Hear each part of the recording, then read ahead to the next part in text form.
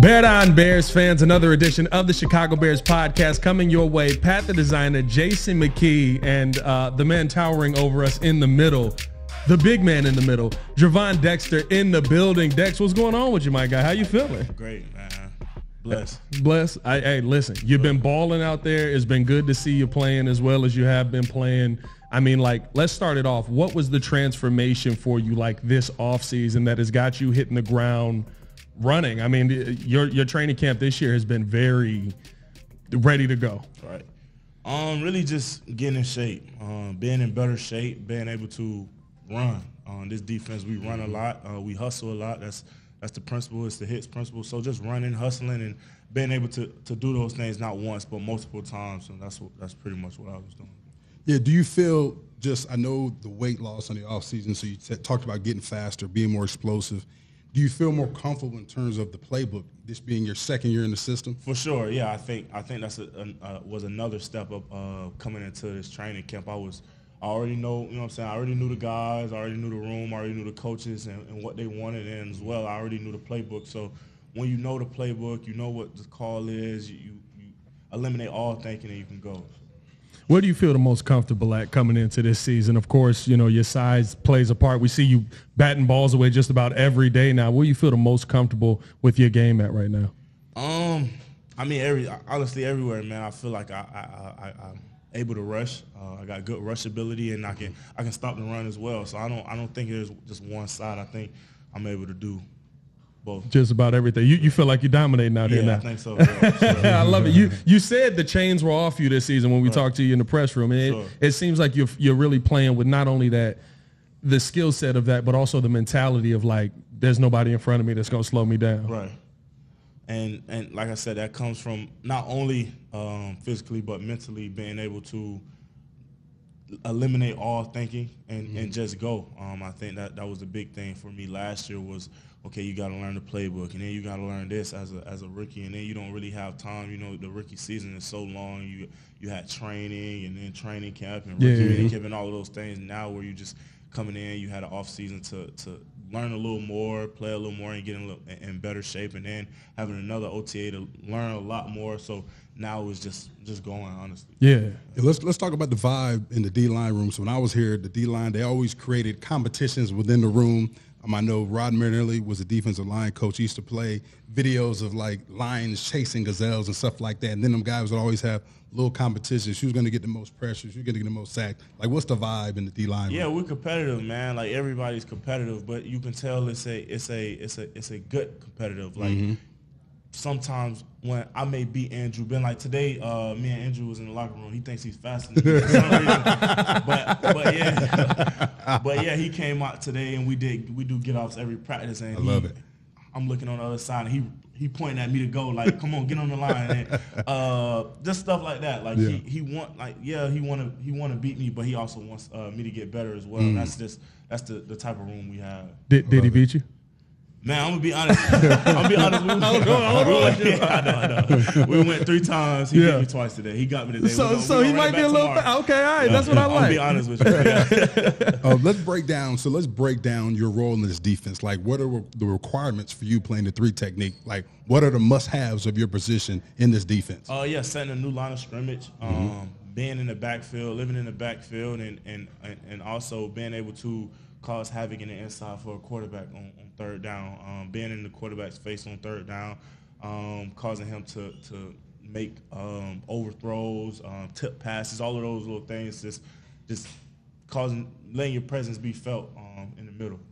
Has it been emphasized to you, of course, because the 3 tech is the position, J Mack got to play across from it, that is the most important position in this defense, is talked about as the key. Has it been emphasized to you how important your role is, not just for you, right, and causing pressure on the quarterback, but for what that does to Montez, what that does to DeMarcus to allow their game to flourish? Yeah, I think not only the 3 tech, but the whole defensive line is the heart of the defense and the heart of the team, and as well as the 3 tech. When you have a player penetrating on the inside, it's a lot easier for a defensive end to just counter and make an inside movement and make a sack, or for me, if I'm penetrating, it's easier for Andrew if he's at the nose to overlap and make a play. Yeah.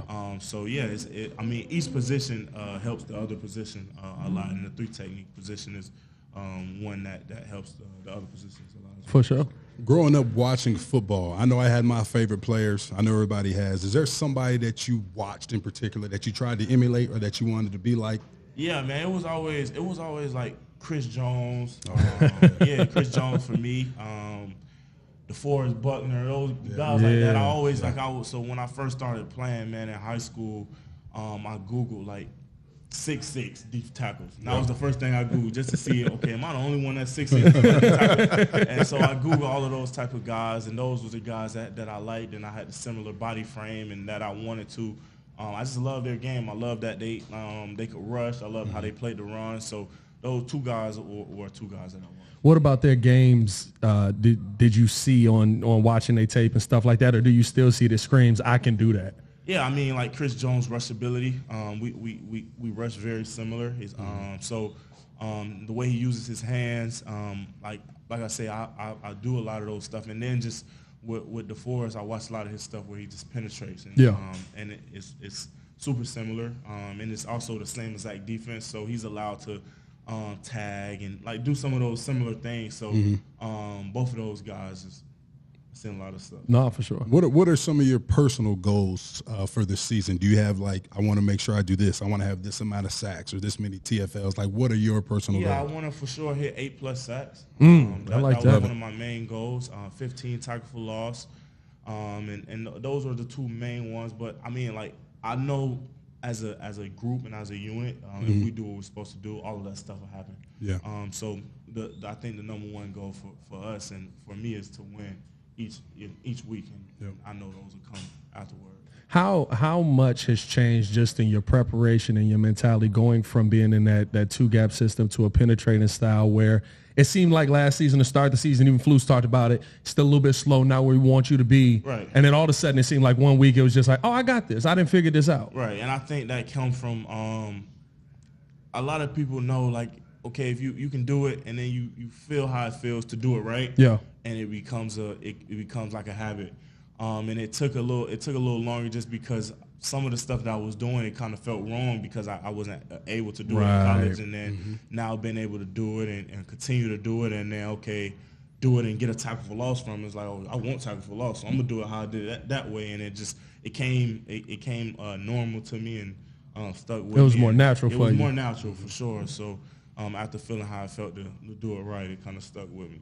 Who's an under-the-radar guy, a young guy on the defensive line who you think was going to make an impact? I know they brought in Austin Booker. You were in a similar position last year being a rookie. Who's a young guy that you've seen that's progressed throughout practice that you expect to have a big season, a big preseason? I'll say Austin. Okay. I think coming in, he was a little nervous coming in, like the first OTAs. It was in shirts and stuff, and then as the days went by, you kind of see him just being himself, talking more, communicating more, and then one of the days he just went off. I think he had like 2 or 3 sacks. And like after that, he's been up ever since, and I think he has a crazy rush ability. Like some of the things that he can do it'll once he figured it all out, it'll be good for him. Has Flus been calling the sacks fair in your opinion? Has he been kind of fair with him, or you feel like he been leaving some on the table? Because I see y'all. It's so fun watching y'all because y'all will be like, hey, yo, we got him. I think it just depends, man. I think sometimes if he wants to keep it rolling and keep the offense rolling, he probably miss a couple. But it just depends on what day you get, what Flus you get on the sack. So. No. So who's the biggest trash target on the team? Today I saw DeMarcus Walker, 2-minute drill. He's yelling. He takes his helmet off. But then I'm on the sideline. Tariq Stevenson says he's not even practicing. Terrell Smith breaks up a DJ Moore pass, and Tariq Stevenson yells at DJ Moore, hey, I would have picked that. Like, who's the biggest trash talker on the team right now? I'll say DeMarcus. DeMarcus, yeah. Yeah, for sure. But he does it with a good intent. Just he wants everyone to get better. Like he wants to there's been times where the offense will mess up and he's like, come on, y'all better than that. So I mean he talks his trash, but I think DeMarcus is like, when he got here, he was a great leader last year, but I think now it's just more natural, and he's becoming one of the better leaders on the team. I'm seeing the confidence grow in you because I think it was 2 practices ago. You were getting in on a little bit of the trash talk. I saw you saying a little something, and I didn't see that before. You was kind of like, nah, I'm gonna let other people have it. I mean, I play with some passion myself as well, and then like I said, DeMarcus' energy sometimes rub off on you can't help but get fired up with it. So he probably turned me up a little bit that day as well. When you look at kind of the expectation that's been placed on this defense, of course, first episode of Hard Knocks comes out. The Michael Jordan music is playing, the Chicago Bulls music, but the Michael Jordan music, we know who it's about, is playing. And in Chicago, that is the highest expectation. When you hear the things that people are putting on you as far as being a defense, you being a key of this defense, does that get you more excited about this season? Does it make you want to run towards those expectations more? Or is it kind of like, all right, let's temper the expectations. We're going to accomplish what we accomplish here? Yeah, I think yeah, it does. I think even, like I said, from the jump being drafted here already, you know what I mean, motivated me enough. Like walking into the numbers on the wall and just like little stuff like that. Like, that already motivated me in itself, and just knowing like what we could do and actually having a team and having the guys around you that can accomplish some of those goals. Yeah, it's definitely motivating. We feel like this team is up for the task for sure. Yeah, I got one more question. What is your evaluation of Caleb? You know, you're opposite him each and every day. Like, where have you seen him from day one practice to where he is now?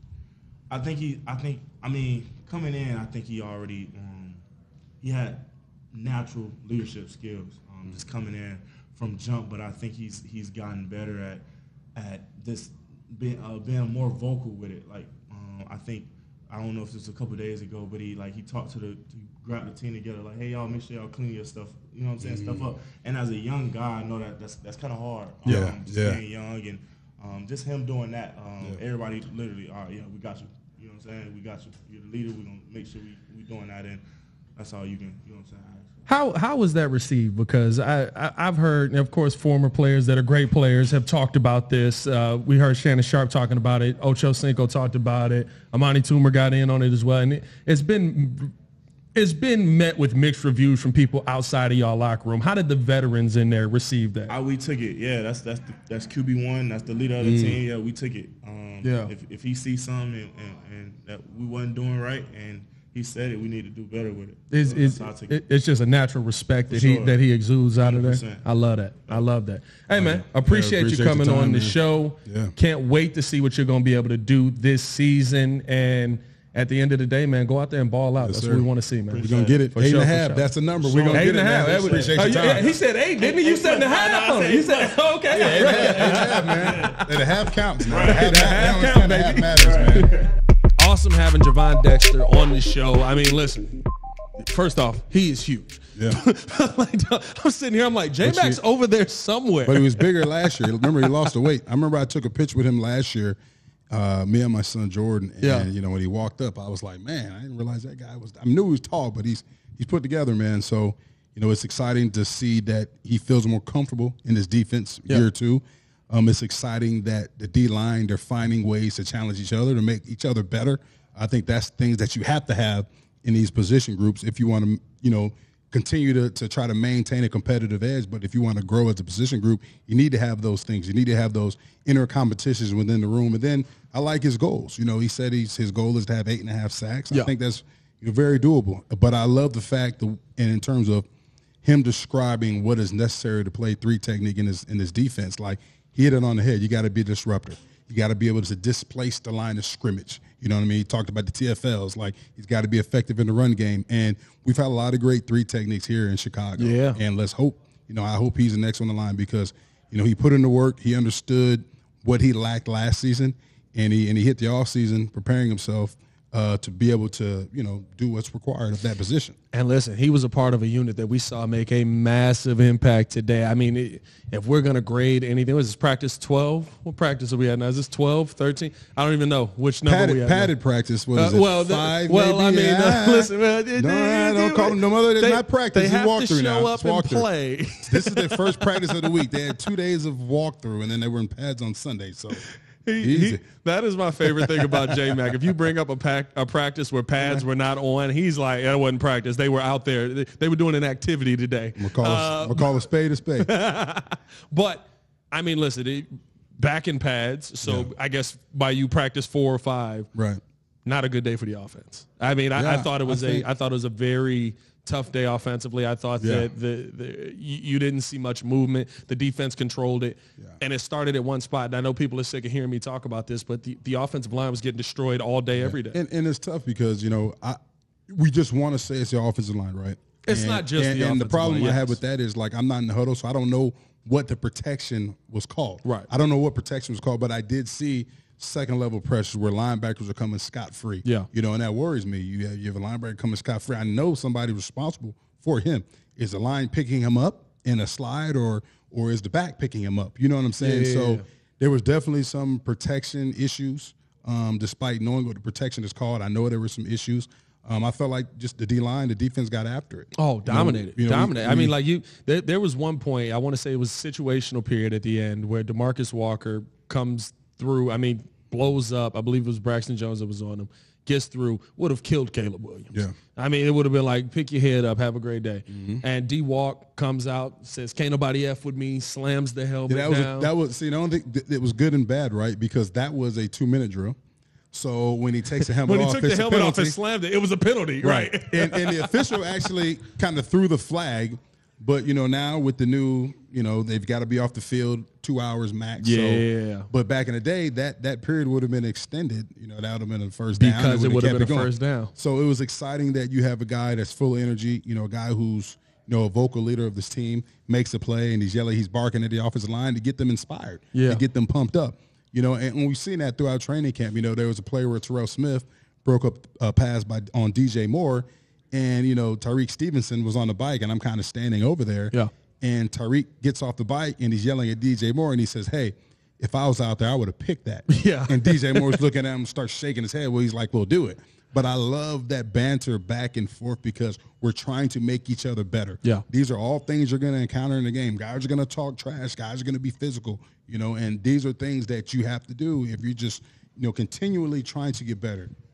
If you were to say, and you would know better than me, where this offense is at right now, do you feel like that they've improved since you first saw them in pass? Do you feel like they're moving in the right direction? Because to me, when I watch it, and I know there's a lot of ups and downs. We mentioned the offensive line, but it doesn't feel like we're seeing every day that we got this much better. It feels like this week has been a little bit stagnant from the game, and this is supposed to be the ramp-up week. Yeah, and you look at it like this, right?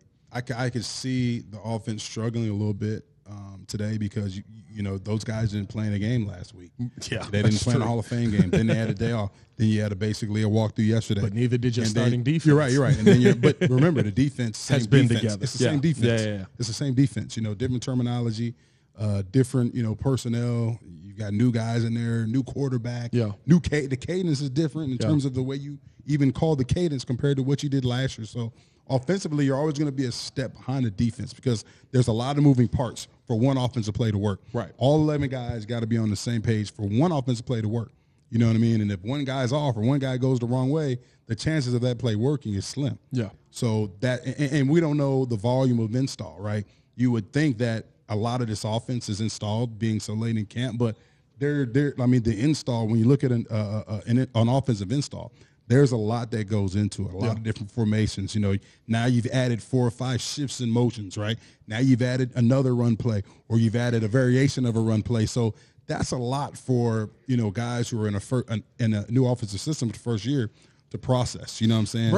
Break down install for people who may not be, the football savants that you are. Because like when does install end? Is it just when I told you everything you're supposed to know? It just depends on how many plays that offensive coordinator has. Like some coordinators, they believe more is better, and there's some coordinators that believe less is more. Yeah. Less is better. You know what I mean? But at the end of the day, like the great coaches, they're only going to give you what your team can handle. So if they're installing every day, if they're installing, 4 different formations, right? And then you have, of those 4 different formations, we're going to add 4 different motions, 4 different shifts. We're going to add 4 runs, and we're going to add, 6 passes, 3 play action, 3 drop back. Well, as an offense, if we're struggling, if we continue to struggle, then I have to dial it back as a coach. I have to dial back the install because we're not playing fast. We're out there thinking.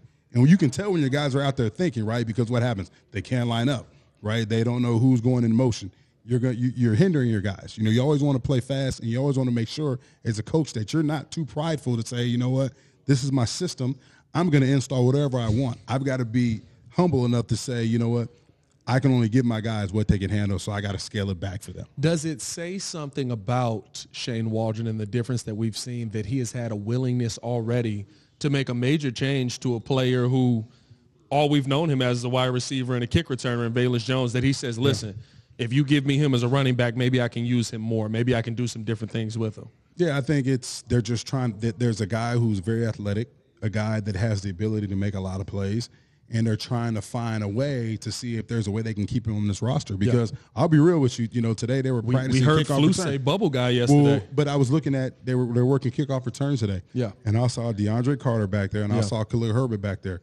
And both of those guys look really good back there. Yeah. And I think in this new format of kickoff return, I think you have to have a guy that's more of a running back type body. And because it's kind of like the line there. Yeah, it's borderline a running play. Yeah. You got to be able to make somebody miss in a short area. You got to be strong enough to break tackles. And I think Velus can do all of those things.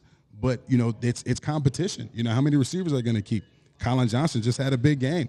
You know, it's DeAndre Carter's there. Khalil's look really good in practice, and they can find a guy who can play running back and be the kick returner. That puts more pressure on Velus making his roster. Do you feel like we're seeing Velus at running back because they think there's a real reason to use him as a running back, or do you feel like they're seeing him there because they want him to understand, okay, this is kind of what you're going up against. You need to know how to get through the offensive line so that you can figure out how to get through this on kick return? I just think they're trying to find a way to utilize his athleticism, and they're trying to find a way to, you know, get him on this team, or possibly him earning an opportunity on this team. Yeah. And I think the best way they feel is running back, because you look at it like this, you know, in the receiver room, you know, there's 4 guys that's on the team: Keenan, DJ, right, Tyler, right, and you think of Rome, and then it's, who is it, Colin? You know what I'm saying? You figure who's going to be the 5th guy, like, and if they put Velus at running back, they feel like, I mean, it's just telling you right now, he's not going to be that 5th guy at receiver. Right.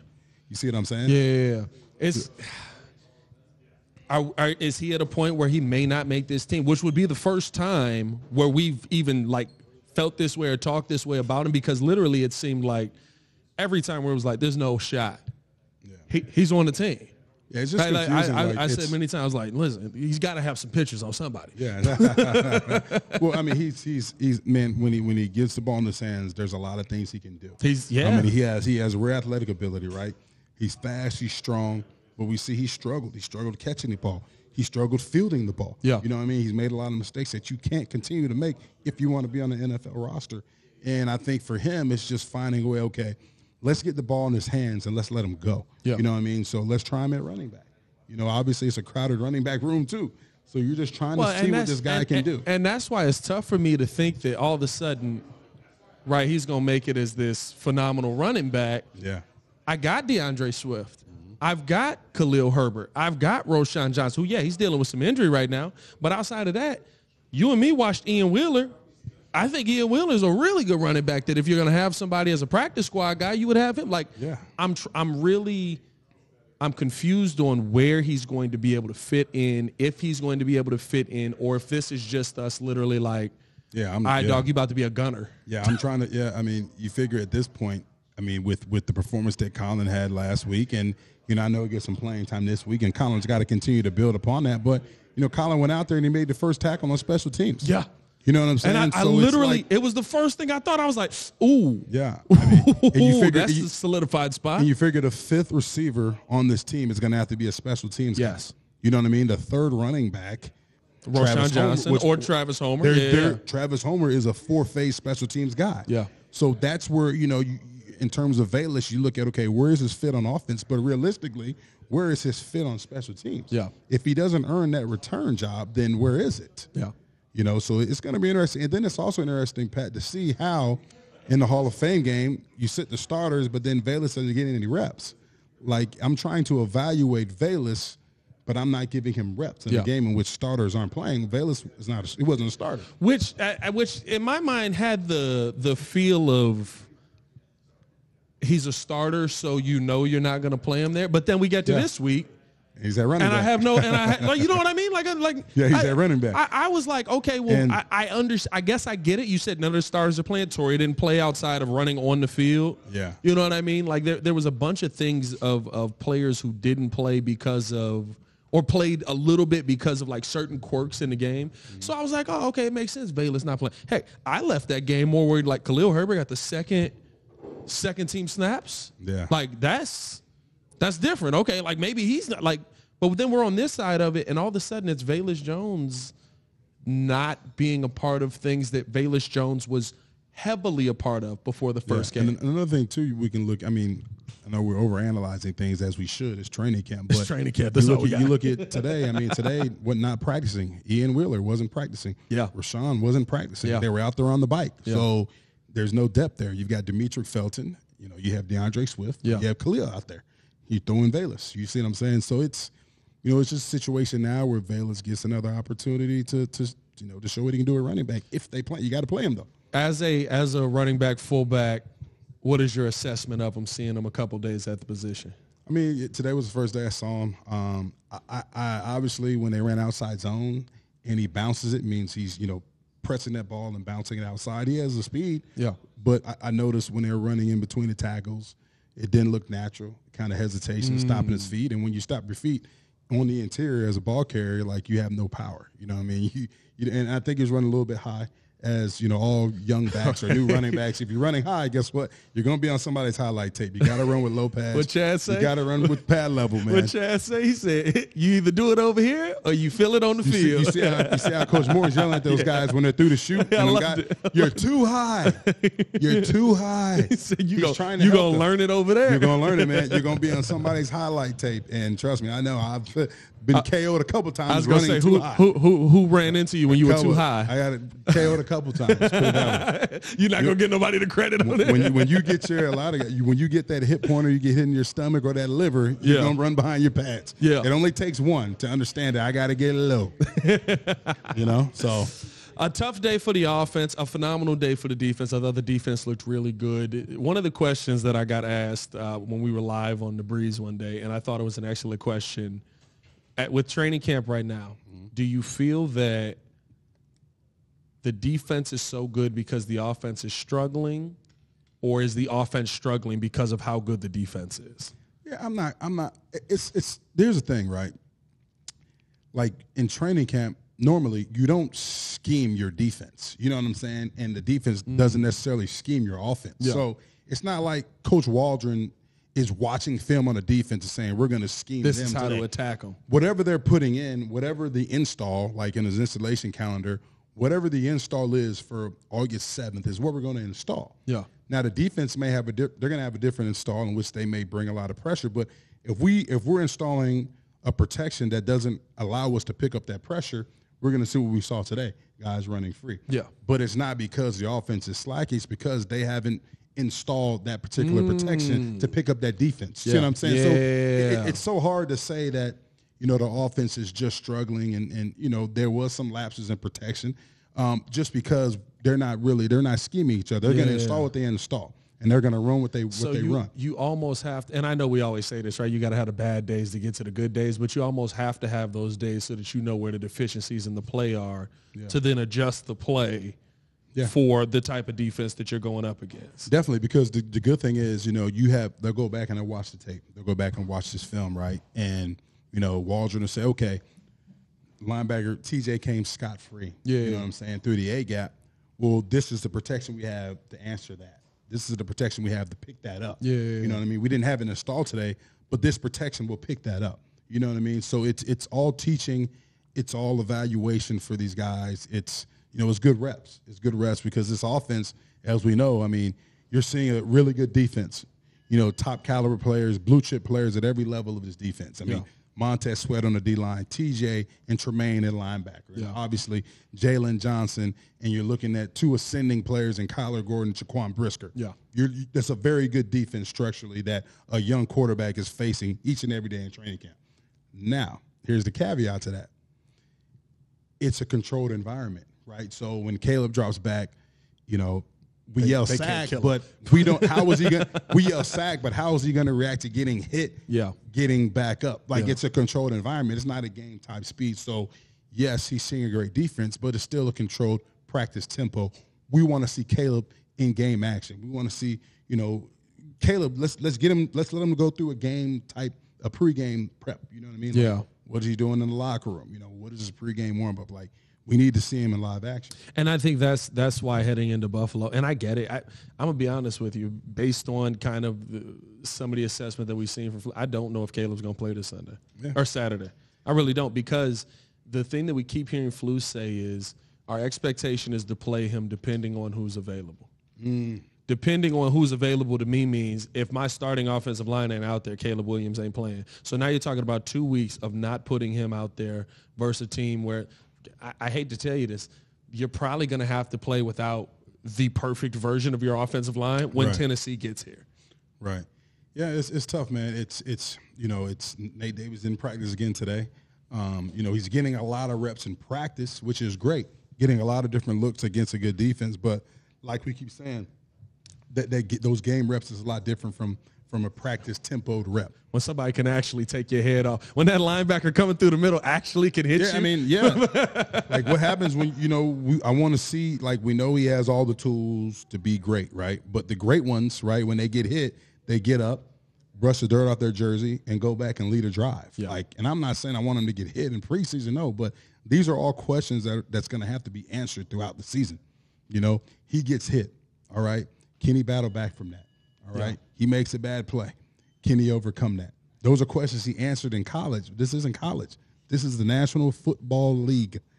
The game speed's different. Guys are trying to feed their families. The D-line's hungry. Yeah. You know what I mean? They know Caleb Williams. They know he's a first overall pick. Yeah. They watch Hard Knocks. They know he got $25 million to sign. Like, they know all these things. You know what I'm saying? Like, First off, were you like the rest of that room that's been here for a little Bajan, while? I was like, when you signed, when hit the Bajan when he on him, said- man, I was like- when he said he signed 25.5. Like Bajan, I was like, you see Bajan winning convulsions, man. Bajan. But here's the thing about Hard Knocks, though. This is what what's Tyson getting? Tyson getting 2? I don't know what I think Tyson's making 2. But this is the thing about this is the thing, right? I know we didn't see it, but Caleb, like you, right? Rookie performance, John Legend, Ordinary People was the song. Yeah. You got to know the words. They had it on the screen. You can't pick a song you don't know. Like if you're a rookie back in the day, we'd make you go every day until you give us a good performance. Yeah. Like you got to get that They right. may be doing that the whole time. They probably did it already. They probably have done that, and they just didn't make the show because it wasn't as funny. But Yeah, and then the other guy, Theo Benedict. Yeah, they could have cut that out, man. Hey, you got to pronounce the T on his name now. Theo Benedict. You gotta Hard Knocks. Yo. There's children watching this show. You can't put that on there. Well, man. it does. Hey, it starts off. It says TVMA. So if there's children watching the show, you got some bad parenting going on. Right? I mean, but my overall assessment of the show, I thought it was really cool. I thought it was really good, man. Like even the intro, like with them just showing downtown Chicago. Like they started off right. They showed like. They went back and showed clips of the history of the Bears and all the great players. They showed Butkus. I think they showed Sayers on there. I like this kind of party. Yeah, That's they every Bears anything. Man. Like Any Bears anything. See Samurai Mike on there, and then they start cutting the clips of beautiful downtown. Like I'm like, man, like I started watching. I was like, and I was like, now I know why I stay here. Yeah. People ask me why do you stay in Chicago? Because of that right there. Hey, because of the summers, man. J Mack, I'm gonna tell you this right now. No matter what, anytime I go to another city, like we just went to Canton. No disrespect to Canton. Football heaven. No. Football heaven. Yeah. But once you're done with the football stuff, oh man. I really miss Chicago. You know what I mean? I was like, it's 9:30. I'm in a brewery right now eating a burger by myself because there's not much else to do here. Everywhere you go. I watched a couple Indians games. They were not the Indians. What are they now? The Guardians. They watched a couple Guardians games. My fault. I'm old. And they were entertaining. That was my. You're right though. Everywhere I go, I compare it to Chicago. Like everywhere. Every city I go to, I go back to Philadelphia and Temple. I went to Temple, which is Philadelphia. And a great city of brotherly love. But it's just. I hate to say it, Philly. You can be mad at me all you want. It's not Chicago, man. It's not. You know what throws me off? When a city shuts down. Like we were in Canton, and I literally was just like, it's 11 o'clock, and I'm seeing people pack stuff up. Yeah. What are y'all doing? There's so much Well, day no, left. you wasn't with us though. Well, I'm telling you. Well, listen, man, I got the invite a day later. I know what you I were mean? gone though. You didn't reach. I told you to reach out to me, man. I'm telling you, it was like the Hall of Fame was such a great experience. Yeah. Obviously, because I got to be there and to celebrate. Three former Bears. Devin Hester, Steve McMichael, Julius Peppers. But it's also great because you see all the Hall of Famers that have already gone in, and they're around. Like I'm down in the lobby. And, me and Devin were down there, and we're sitting there talking with Darryl Green, Bruce Smith. Willie Rowe put me in a headlock because he wanted to take a picture. We were taking a picture, and I didn't want to stand next to him because he's a giant. And I'm like, I'm not standing next to Willie. And he's like, he puts me in a headlock, and he says, no, fullbacks and linemen stick together. And I tried to get out of the headlock, and I couldn't move. He still got it, huh? I said, this dude's strong. But it's cool. It's stuff like that. You get to see guys who I idolized growing up. I got to see Marcus Allen. I got to meet Eric Dickerson, man. Yeah. Tony Dorsett was there. Jerome Bettis, my favorite player of all time, who I've had an opportunity to meet in the past, but got to sit there and see him again. Like it's such an awesome experience. You know what I mean? To see those guys. We were hanging out, at one of the bars, and it's Emmitt Smith, Warren Sapp, Michael Irvin, Bruce Smith, Dre Bly, Marshall Faulk. We're all in the same section, just hanging out. Just Bruce Smith talk. He's trying to dance and he's telling stories. Emmitt Smith, who I've known since I was in high school, we're from the same hometown.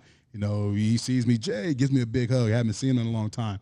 Introducing me to Marshall Faulk, another guy who I idolized growing up. So that's the beauty of it, right? It's such you're celebrating guys going in, but you're also seeing the legends who are already in and legends who just revitalize the game. They bigger than life. They change the game. Yeah, I got to see a couple guys down there, and it literally is just like you doing this. I've gotten to the point where it's like I'm not as starstruck seeing play. I remember meeting Devin as a kid. I got to hoop against Devin, and AP came up. I believe to probably Gold's Gym back in the day, and they was hooping, and they was like, all right, you got Devin. I was like, I ain't got Devin. I was like, I'll take AP. It was a bad decision. AP ball too. AP's a serious basketball so they just player. flying up and down the court, dunking everything. And I just remember meeting them and just being like starstruck at it. And then you start doing this, and it's like, oh, okay, like these are normal people. You're not as starstruck. When you go down to Canton and you see those Hall of Famers, you still starstruck. Yeah, you're still sitting there going, that's Emmitt Smith. Yeah, I was starstruck, man. Like, I mean, and for Emmitt, though, growing up in Pensacola, Florida, and going to his football camp when I was younger, like it's always good to to interact with him and play with him in Dallas. Class act guy, all the way. Taught me a lot about the game and how to prepare and how to be a pro. But just meeting some of the other guys, like Marshall Faulk and being in there with Michael Irvin and meeting Bruce Smith for the first time. And with Bruce, it was interesting because, he played in Buffalo, and our old strength coach here with the Bears was Rusty Jones, who was the head strength coach in Buffalo for all those years in which Bruce was there. Right. And he used to always talk about Bruce, his work ethic, what he did in the weight room, how he took care of his body. And then they get to see Bruce and talk to him and say, hey, Rusty Jones, you know what I mean? A common guy who we know and, who was our strength coach. It's always interesting to see, interact with those guys and to see them off the field in a different setting. We really went down a tangent on this. I love it, though. We really went down. That's a podcast right there, ladies and gentlemen. That's how you do a podcast. We went down a rabbit hole. Hall of Fame recap. Let me ask you this before we get up out of here, because this was my one takeaway from Hard Knocks, which is kind of how we started all of this. And I mentioned it with Gervon. Yeah. You started off with the music of arguably, and maybe not arguably, the greatest athlete. To play in the city of Chicago, the greatest athlete to play in the NBA. Some people believe the greatest athlete of all time. I don't know if I go that far, but he's up there. He's top three. Top three. I got a couple athletes that I put Wayne Gretzky up there. Over Jordan? Wayne, you take half Wayne Gretzky's career away, he's still the record holder for everything in the NHL. Yeah. That don't make sense to me, dog. Yeah. So Wayne Gretzky is like my number one. He's the great of the greats. He's my goat of goats. But is that the organization allowing that to be put out there? Is that saying, hey, we're not running from the pressure. We're not running from the expectations that you have on us. In fact, we'll raise you these expectations. Because when I heard that music, I was like, people are going to now say, oh, you put Jordan music to him? Well, Michael Jordan rookie year was 28 and a half, 7-6. He was in MVP conversation, and he was a rookie of the year. So that's the expectation we putting out there. Yeah, that's how it came off to me watching Hard Knocks. And you even heard, like, I think it was a great segment in Hard Knocks with Nick Saban. I felt that was the best segment with Nick and Coach Eberflus and Nick Saban saying, hey, like, expectation is the biggest killer of quarterbacks. Yeah. And I think it's huge that, you know, I think Poles and company did a great job of finding a quarterback that not only had the skill set and the talent, but they had the ability, or they felt had the ability to be able to withstand a market like Chicago that's going to have so many expectations, that's going to evaluate everything it does, evaluate every snap, evaluate every throw. Can you handle the pressure? Can you handle the bright lights in the city of Chicago? Can you embrace the suck at quarterback that we've had? You see what I'm saying? And I don't want to say it that way, but that's the reality. It is. I mean, you know what I'm saying? Like, do you know the history of the quarterbacks in this organization? You know what I mean? Did we ever do how many quarterbacks you played with? It's a lot. I went down the list. We got to do that on the show. I went down the list one day of like your years here. A lot of quarterbacks, man. But that's the thing that he's going to have to overcome, because now, first overall pick, you're brought in here as the savior. Right. Like, the expectation is for you, I don't care if you're a rookie, is to go out there and to lead this team to the playoffs. We've done everything we can to help you. We built the infrastructure up around you. We brought in Keenan. We extended DJ. You see what I'm saying? Yeah. We drafted Darnell Wright the previous year. We brought in DeAndre Swift. We drafted Rome Odunze at number 9. You got a defense that's second year in the system that was a top caliber defense in the league last year. Yeah. So now we're giving you no excuses, and all we need you to do is to be the guy that we drafted you to be. 100%. It's tough to do. It's tough to do, man. It's not easy playing quarterback in this league. It's not easy playing quarterback, and Caleb is starting off going through the bumps and bruises that takes. But, hey, hopefully tomorrow will be a little bit better. Pads on again tomorrow, so it'll be good to see him back-to-back practice number 6 for them, according to J Mack. In pads. In pads. They only got 6 practices that count. Hit that like button, subscribe to the page, leave a 5-star review. Y'all know what to do. I mean, like, let's see. Hope we see a little bit better tomorrow. For Jason McKie, your boy Pat the Designer, back at it again. Bear down, y'all. Peace.